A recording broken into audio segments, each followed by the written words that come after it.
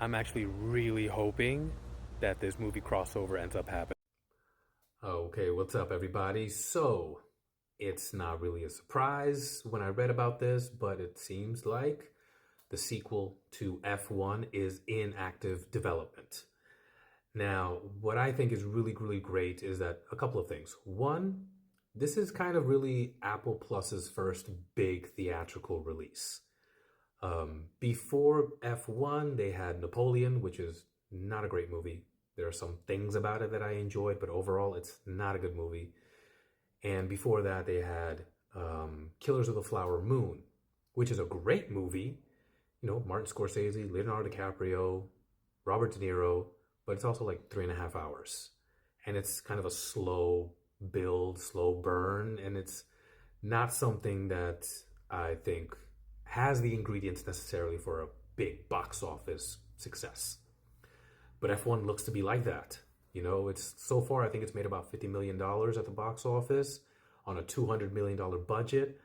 Always take that number with a grain of salt, actually, because if once you factor in the marketing budget, it ends up being about double. So if they say the movie cost 200 million times two, so that's 400 million, and that's the entire D that was spent on the movie. Now, do I think that F1 is going to be a $1 billion movie? Probably not.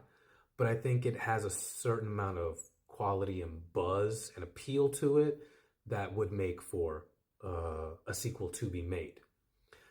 Now, having said that, another thing that I think is really, really great is that not only is this F1 sequel in development, but also a Days of Thunder sequel is in development.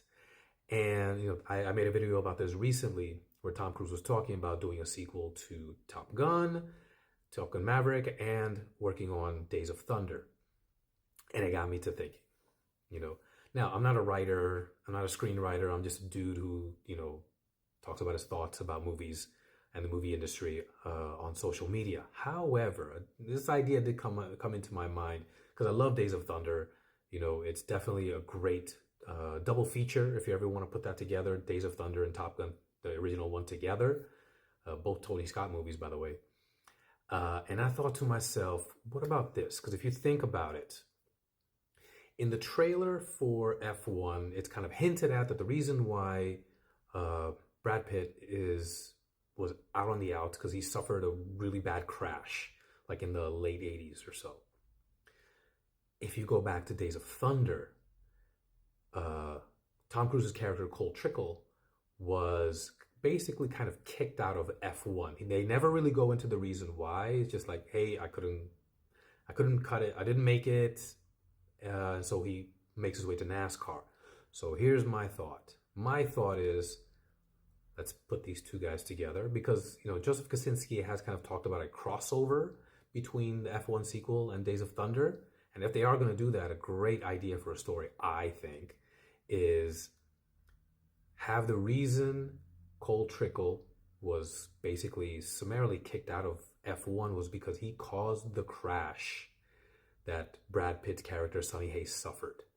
And so in the sequel, if you are going to do a crossover one, they can bring them back together and already have that kind of tension between the two.